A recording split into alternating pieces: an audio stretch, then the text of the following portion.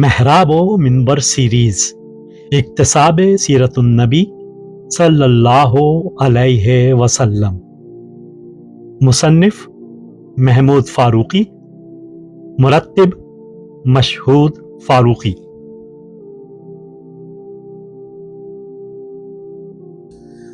پانچواں حصہ دعوی نبوت اور ابتدائے دعوت اسلام۔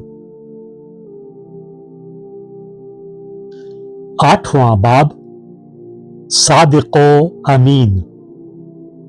جو مخالف تھے وہ بھی اپنی امانتیں رسول اللہ صلی اللہ علیہ وسلم کے ہی سپرد کرتے تھے۔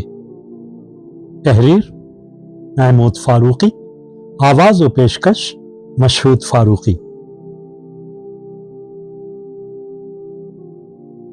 وہ شہر قدیم مکہ کی ایک روشن صبح تھی۔ شہر کے دروازوں سے اونٹوں کے قافلے داخل ہو رہے تھے، بازاروں میں چہل پہل تھی۔ خانہ کعبہ میں کچھ لوگ حبل کی مورتی کے آگے سجدہ ریز تھے اور ایک گروہ بیت اللہ کا طواف کر رہا تھا۔ مکہ کے سرداران قبائل گفتگو کرتے ہوئے مشورت گاہ کی طرف قدم اٹھا رہے تھے۔ وہ حبل کی سالانہ یاترا کو شان و شوکت سے منانے کے متعلق آپس میں بحث کر رہے تھے کہ اچانک سارا شہر چونک گیا۔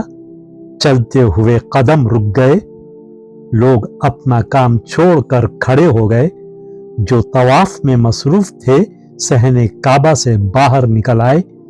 سرداران قریش نے گھوم کر حیرت و اندیشے کے ساتھ کوہ صفا کی طرف دیکھا۔ کسی نامعلوم قطرے نے سارے شہر میں تشویش و اضطراب کی لہر دوڑا دی۔ کوہ صفا پر سفید کپڑوں میں ملبوس شخص اہل مکہ کو آواز دے رہا تھا، یا صباحا، یا آل غالب، یا آل فہر۔ یہ آواز قطرے کی علامت تھی۔ جب بھی کوئی صفا پر کھڑے ہو کر اس طرح آواز دیتا اور شہر والوں کو بلاتا تو لوگ سمجھ جاتے کہ ضرور کوئی خطرہ درپیش ہے۔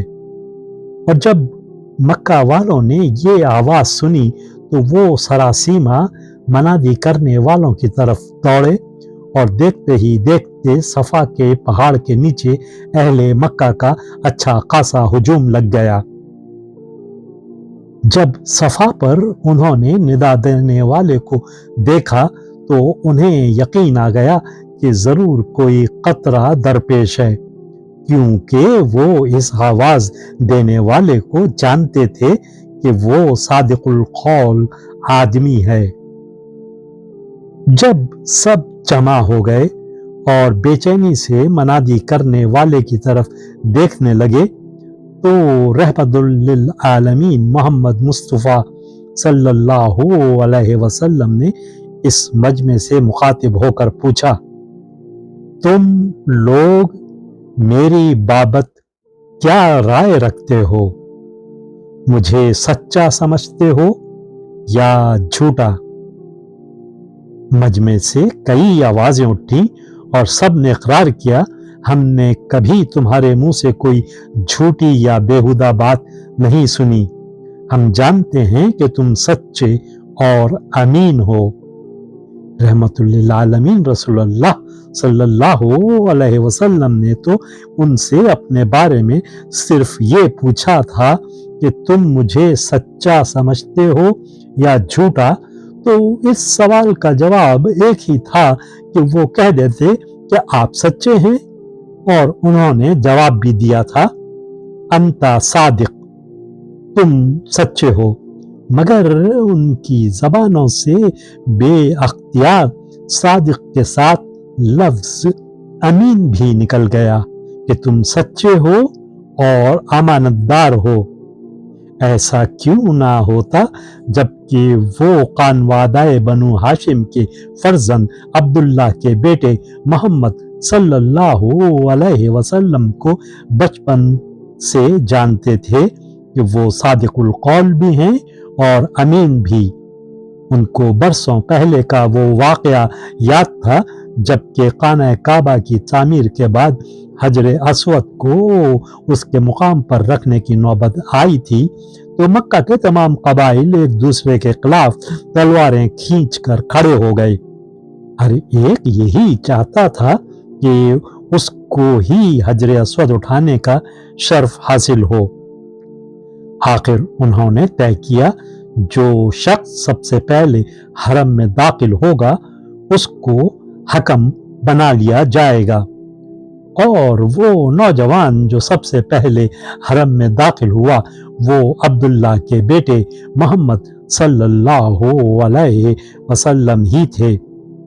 उस वक्त भी सरदारान कबाइल ने आपसे अर्ज किया था कि आओ हमारा फैसला करो, हम तुमको अपने दरमियान मुनसिफ और अमीन पाते हैं।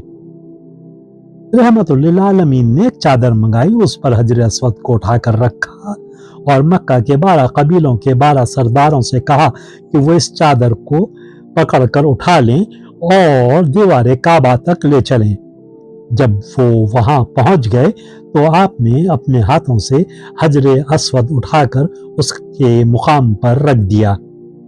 मक्का के लोग जो बड़े जोश व खरोश के आलम में वहां जमा थे इस आदिलाना, मुनसिफाना और दयानतदाराना फैसले को देखकर अश अश कर रहे थे। वो बेअख्तियार आपको अमीन क्यों ना कहते जबकि गुज़िश्ता 40 बरस की जिंदगी में उन्होंने आपको सादिक और अमीन ही पाया था। रहमतुल्लिल आलमीन ने इस सारे अरसे में जिससे भी जो मामला किया उसको बहुस्न खूबी अंजाम दिया।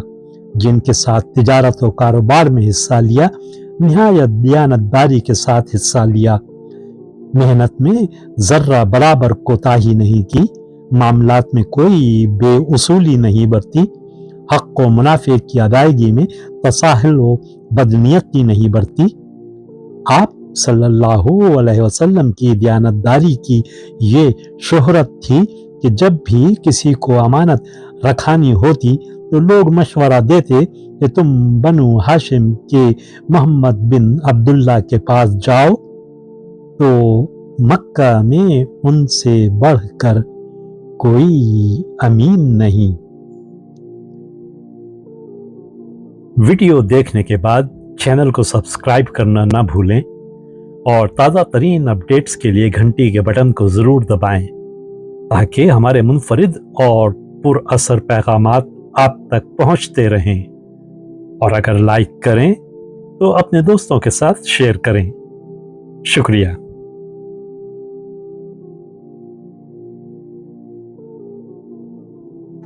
किरण किरण उजाला